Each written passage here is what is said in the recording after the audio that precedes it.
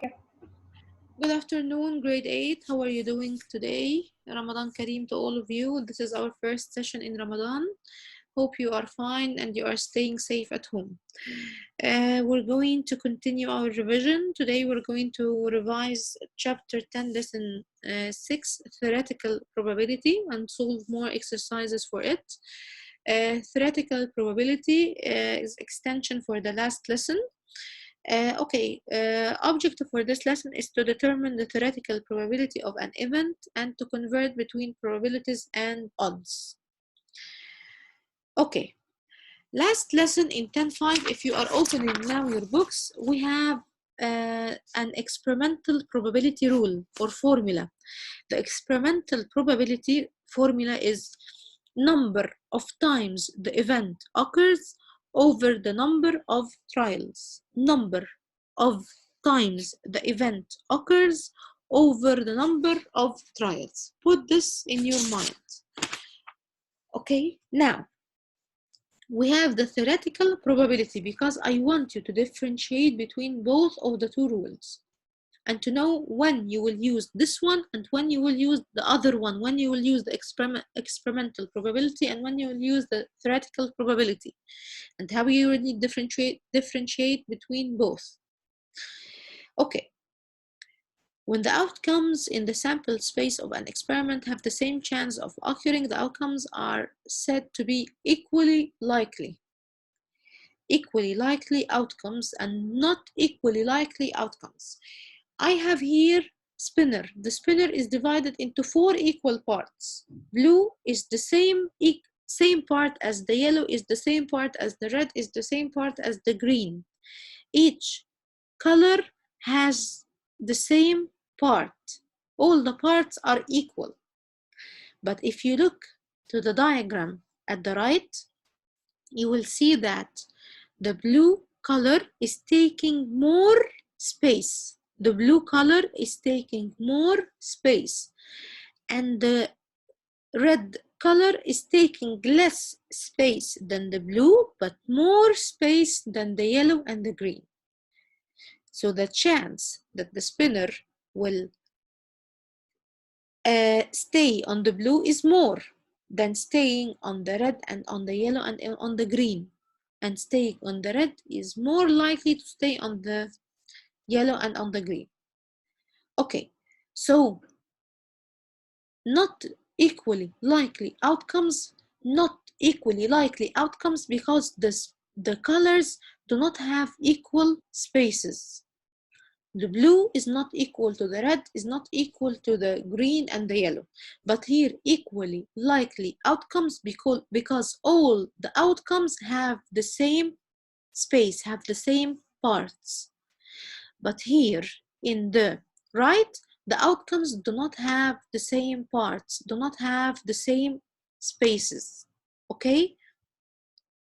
So, on the left diagram, there is the same chance that the spinner will land on any of the colors. On the right, there is a greater chance that the spinner will land on blue than on any other color. Why? Because the blue is taking more space than other colors.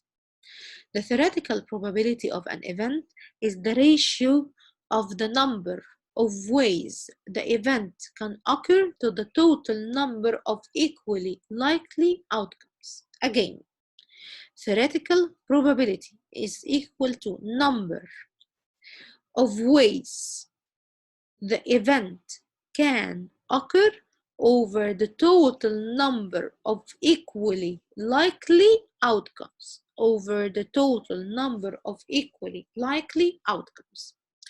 An experiment on which all outcomes are equally likely is said to be fair. An experiment in which all outcomes are equally likely is said to be fair. When the outcomes are equally likely is said to be fair. You can usually assume that experiments involving coins and number cubes are fair. Why? Because in number cubes, the outcomes are equally likely. Because I have certain numbers from 1 to 6. Each number have the same amount or have the same space, 1, 2, 3, 4, 5, 6. And in the coins, I have head and tail. They are certain, they are well known. So when the outcomes are equally likely, it is said to be fair, like the coins and like the cubes. Here, an experiment consists of rolling a number cube. Find the theoretical probability of each outcome. Rolling a 3, that I will get number 3. Yes, if I will get number 3, I have in the cube numbers from 1 to 6. I have only 1 3. I have here only 1 3. If I will write it here, let me get the... I have 1, 2, 3, 4, 5, 6. I have here 3. I have here 3. I have only 1 3. I have only one outcome which is called 3. One outcome which is called 3.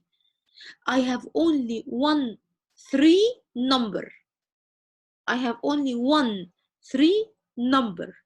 I have only 1 3 outcome from the 6 outcomes. I have only 1 3 outcome from the 6 outcomes. So I have only 1 3. So I will write in the numerator 1. How many outcomes that I have? I have 6. So I will write in the denominator 6. I will show it to you in another way. Okay? If I will imagine and it is not real, if I will imagine and it is not real, that I have a number cube, that I have like this. 3 sides has the number 3. So what is the theoretical probability here? To roll a 3. This is an imaginary number cube that doesn't exist. I'm just giving you another example that will focus on the idea. Okay? If I have an imaginary number cube that has 3 sides, each side has a number 3. I want to get the theoretical probability of rolling a 3. So I have here 3 and 3 and 3. I have 3 outcomes. Each outcome is called 3.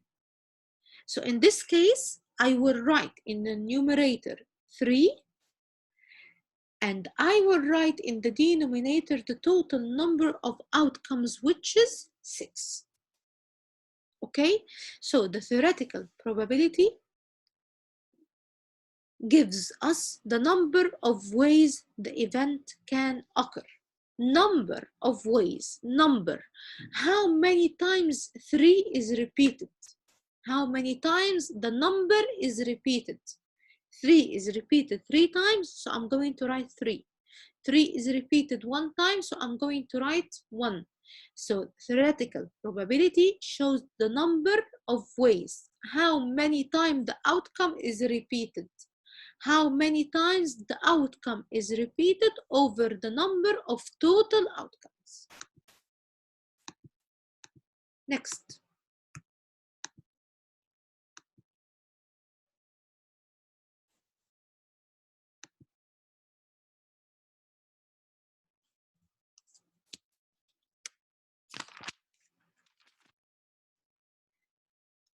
Okay, an experiment consists of rolling a number cube. Find the theoretical probability of each outcome. Rolling a number greater than 3. Okay, I will write the numbers 1, 2, 3, 4, 5, 6. Numbers that are greater than 3. I have 4, 5, 6. I have 3 numbers that are greater than 3. So I am counting the numbers that are greater than 3. Counting the numbers that are greater than 3. I have 3 numbers, 4 and 5 and 6. I have 3 numbers from the total number, which is 6. So I'm going to write 3 over 6, which is equal to 1 over 2. If I want to write it as decimal, I will write 0.5. If I want to change it as percent, I will write 50%. Clear, girls? Okay.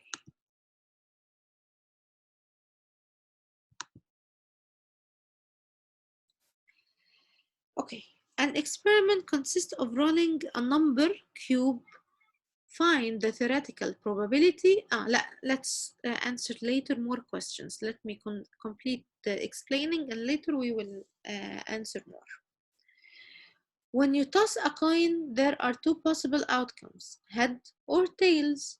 The table below shows the theoretical probabilities and experimental results of tossing a coin 10 times.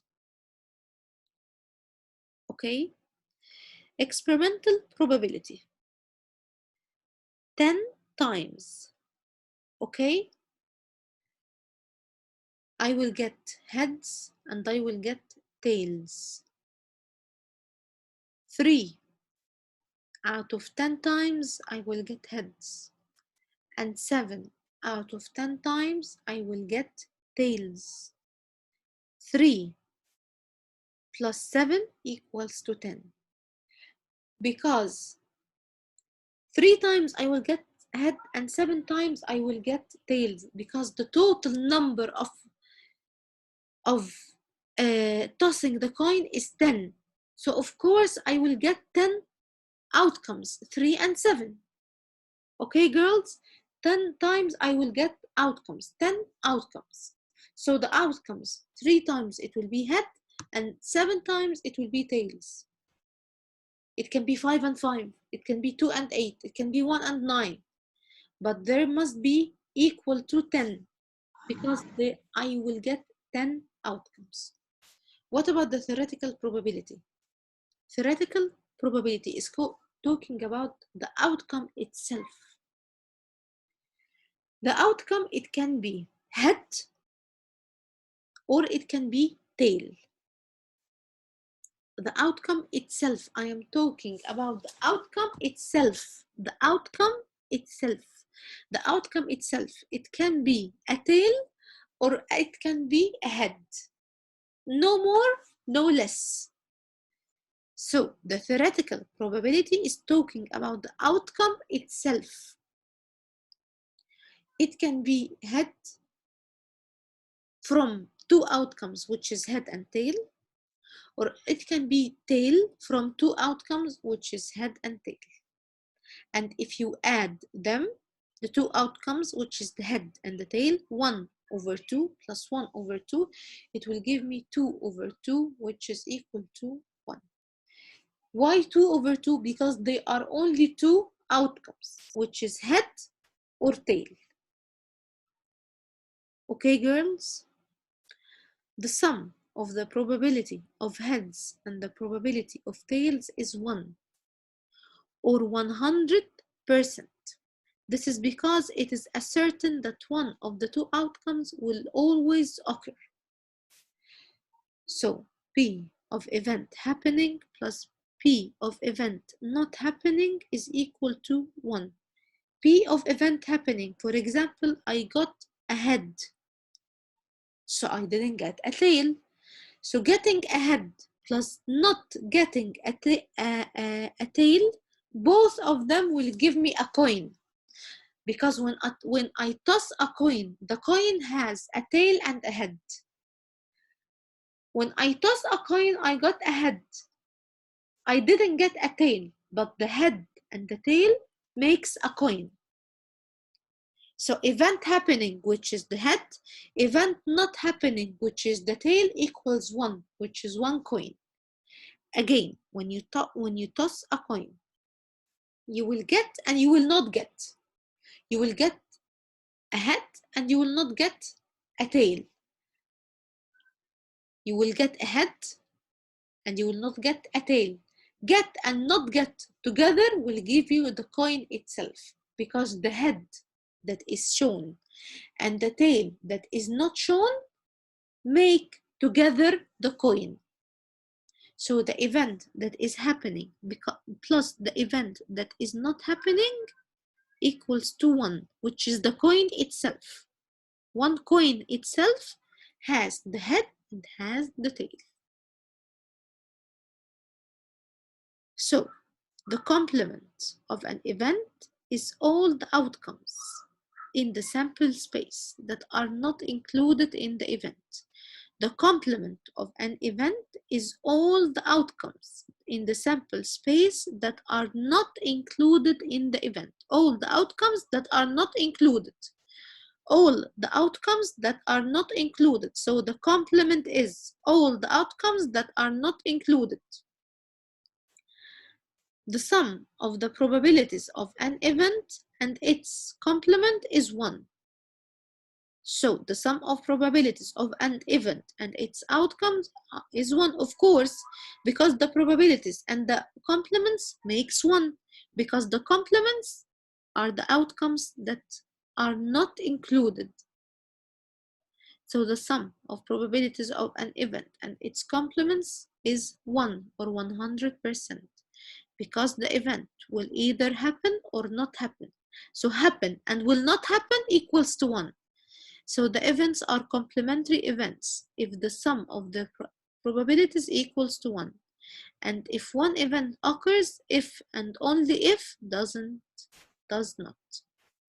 So to cut it short, P of event plus P of complement of event is equal to 1, which is exactly the same of P of event happening plus P of event not happening is equal to 1. And put in your mind that P of event, which is the tail, P of event, which is the, P of event that is the head, and P of event that is the tail, that is not happening, that is not showing, is equal to 1, that's equal to the coin. Always put it in your mind, this example. The coin, P of event, the head, P of event not happening, the tail that is not showing, that I cannot see it, is equal to 1. It's equal to the coin that I have. Find the probability by using the complement. Complement means the event that not happened. The weather forecaster predicts a 20% chance of snow. What is the probability that it will not snow? So 20% chance of snow. It will snow 20%. Maybe it will snow 20%. Again, the weather forecaster predicts a 20% chance of snow. Chance of snow, 20% chance of snow. He's not sure. He's saying 20% it will snow. What is the probability that it will not snow? Event happening plus event of not happening is equal to 1.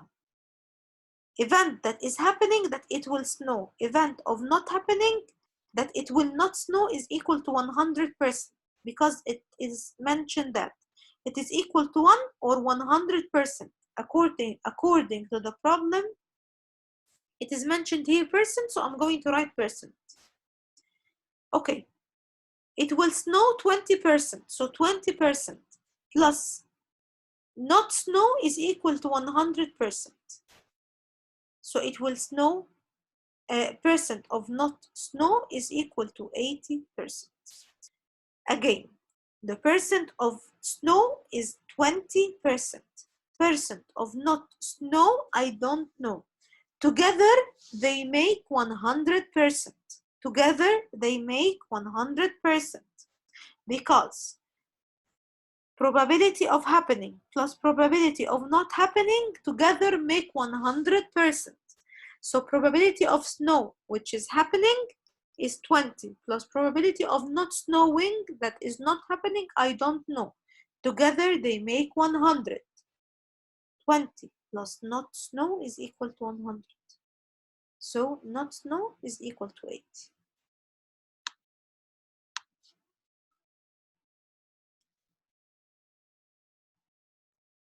Okay. Odds. Odds are another way to indicate the likelihood of an event.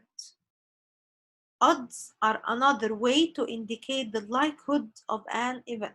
Odds express likelihood by comparing the number of ways an event can happen.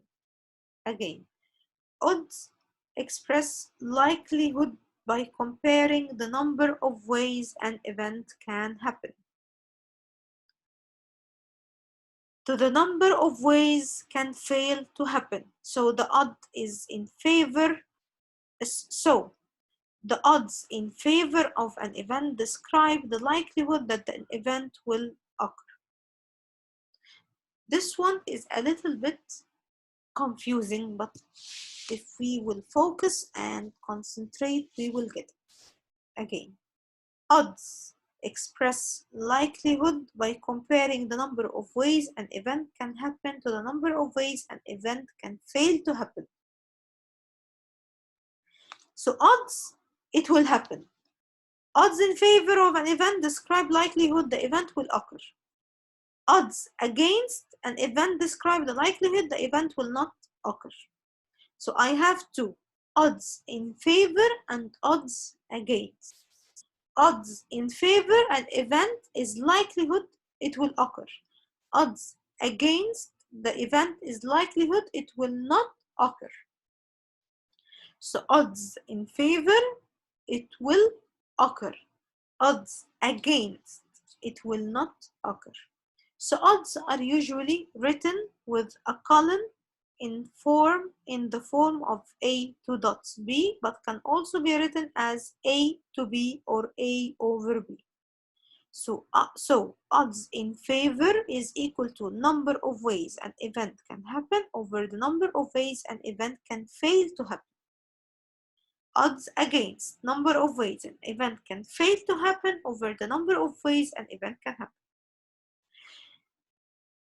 So I have number of ways an event can happen and the number of ways it failed to happen. So it will happen and it failed to happen.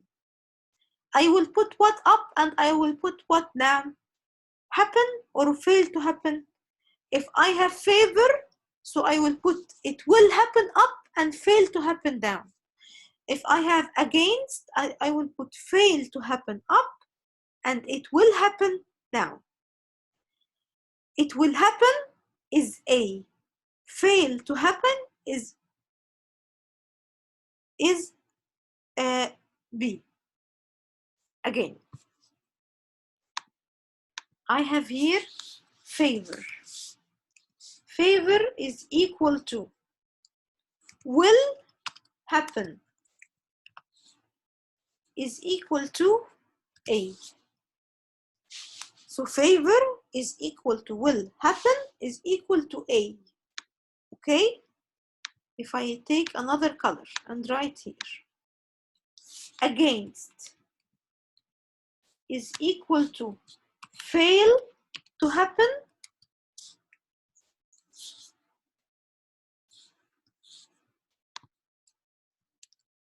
is equal to B.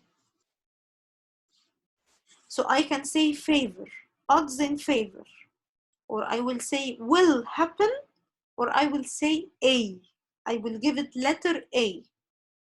I can say against, or I can say fail to happen, or I can say B. Give it letter B. So A represents the number of ways an event can occur. B represents the number of ways an event can fail to occur. The two numbers given as the odds will add up to the total number of possible outcomes. You can use the relationship to convert between odds and probability.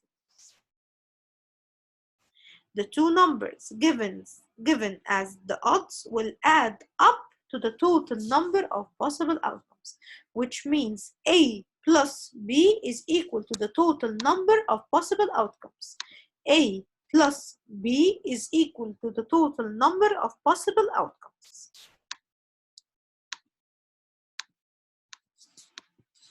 A plus B is equal to total outcomes.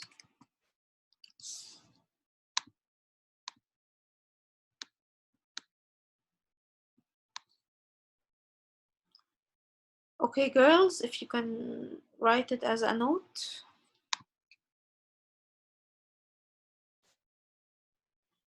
Okay. The probability of choosing a red card from a standard deck of playing cards is 50%. What are the odds of choosing a red card? The probability of choosing a red card is 50%. So the probability of not drawing a red card is choosing and not choosing equals to 1 or equals to 100% according to what is mentioned in the problem. So the percent is mentioned in the problem, so choosing and not choosing is equal to 100%.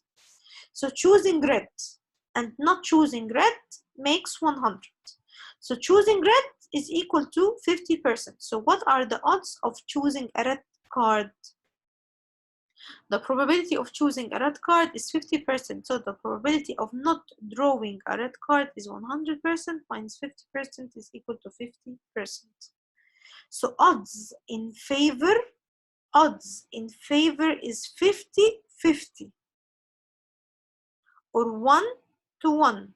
So the odds in favor of choosing a red card is 1 to 1.